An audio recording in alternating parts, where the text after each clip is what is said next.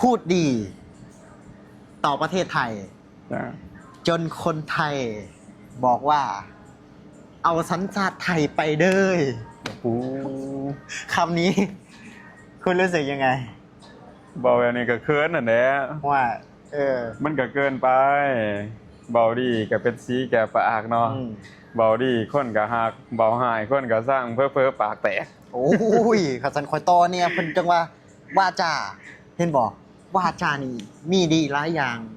เว้าถือขอเงินล้านกำลังมาแม่ว่าจาหายผีหุงผีหา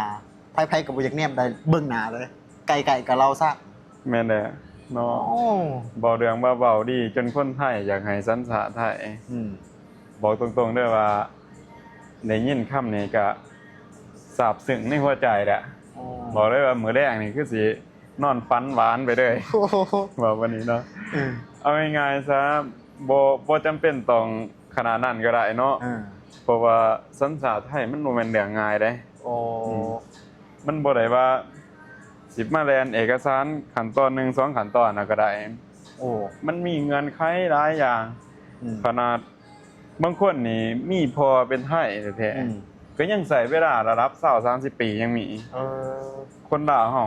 ที่จะได้สัญชาติไทยบ่แม่นเรื่องง่ายเด้เนาะจึงว่าให้ซ้ำพอดีพองามซ้ำให้กำลังใจกันทุกมื้อนี้ซ้ำให้ความรักความแพงคนไทยให้ความมักแพงให้ความเคารพซึ่งกันและกันนี่ก็โอ้สุดยอดอ่ะแต่เนี่ยบ่ถึงกันว่าเอาสัญชาติมาให้ก็ได้เนาะเพราะว่าคำว่าสัญชาติก็คือเป็นคนอยู่ในศาสตร์เป็นคนเกิดอยู่ในศาสตร์สัญชาติมันหมายถึงสิ่งที่บ่งบอกให้ฮู้ว่าคนนี้เป็นคนของประเทศนี้เราได้สัญชาตินี่มันเป็นอีหยังที่คันสิเว้าต้องคนเฉพาะเกิดในศาสตร์แม่นแต่ว่าคนนอกนี่สิมาได้สัญชาติมันบ่แม่นเรื่องง่ายแม่นบ่โอ้เป็นสิ่งที่ยากแต่ว่าเขาหยองซำนี้เขาคนไทยเขาซื่นชมมานะจนเขาบอกว่าเอาสัญชาติไทยไปเลยโอ้จนว่ามันดีเลยเขาบอกแบบนี้มันก็สื่อในมุมมองที่ดีแต่ว่าก็ดีเรื่องดีก็ดีแต่ว่ามันก็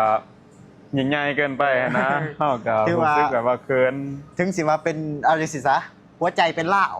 แต่ก็ยังหักไทยเป็นเกิดอยู่ลาวแม่นตะว่าแม่นเลยก็ยอมรับเนาะว่าถึงสิเป็นคนลาวก็ฮักไทยโดยใจจริงเนาะเพราะว่าเฮามีความผูกพันหลายเด้มาเฮ็ดงานอยู่ประเทศไทยเนาะข้อยเองนี่เฮ็ดงานอยู่ประเทศไทยบอกได้ว่าตั้งแต่ออกจากวัดมาเนาะเป็นเด็กวัดข้อยก็มาเริ่มต้นใหม่เริ่มต้นชีวิตใหม่อยู่ที่ประเทศไทยนี่แหละก็อบอุ่นดีเนาะถือว่าที่คือจะบอกเนาะเกิดอยู่ลาวแต่ลงหักประเทศไทยแต่ก็ลงหักประเทศตัวเองนำได้แม่นโอ้เรื่องนี้แต่ว่าบ่เคยลืมหรอกที่บอกว่าเป็นคนสองใจอันนี้นะยังคือเก่าอยู่บ่แม่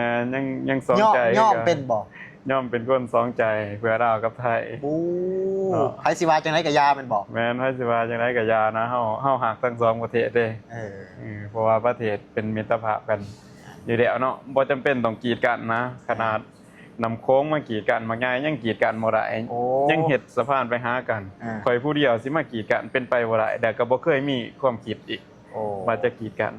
มีแต่อยากให้สามัคคีปองดองฮักกันแบบนี้ตลอดไปหมายว่าลาวไทย Love you forever โอ้ถือว่า forever ก็ว่าอะไรมาด้วยความเต็มเปี่ยม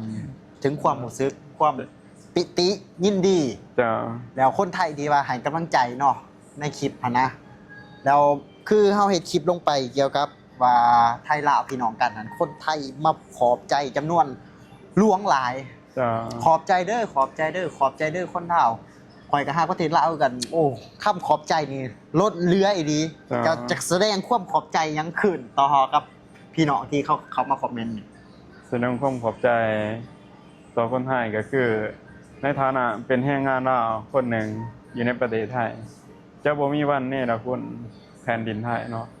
จะบ่มีวันเนรคุณคนไทยเนาะมีแต่สิเสิร์ฟสู่คนไทยขอให้คนไทยเจริญขึ้นไปเมื่อหน้าเนาะ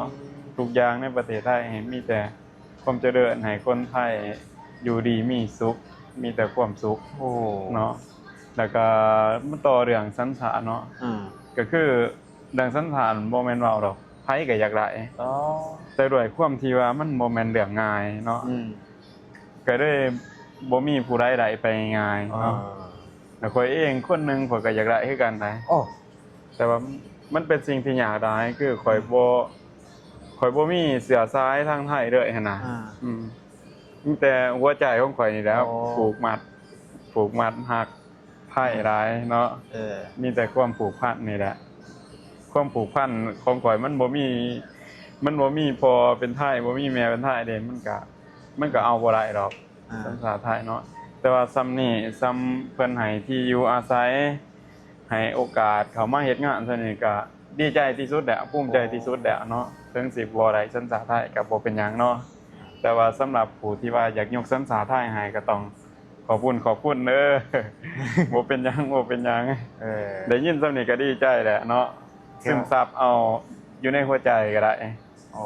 ถือว่าโดยความยินดีปลื้มปิติถือว่ายินดีนะเพิ่นเนาะเพราะว่าบางคนก็ให้กำลังใจมันเป็นสิ่งที่ดีหั่นแหละเพราะว่ากำลังใจที่ดีมันก็ต้องดีหั่นแหละถ้ากำลังใจที่บ่ดีเฮาก็บ่เอาแล้วแม่นแต่ว่าเอาแต่สิ่งดีๆโอ้ถือว่า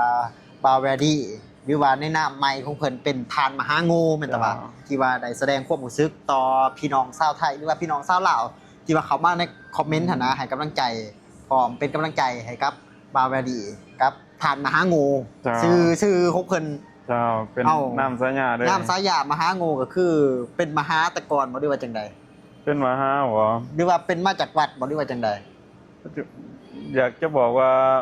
เป็นมาจากตัวเองนี่แหละมหาโงเนาะอยากรู้ที่ไปที่มาว่ามหาโงนี่เป็นมาแนวใดก็จึงติดตามต่อไปเนาะโอ้คือว่าอธิบายให้ฟังแม่นๆเพราะว่าคลิปนี้มันอาจสิยาวเนาะเกินไหวบัดเทื่อคนอยากรู้จักหรือว่าอยากติดตามสามารถเข้าไปติดตามผ่าน2 YouTube 2หยังนี่2แรงงานลาวในไทยโอ้2แรงงานลาวในไทย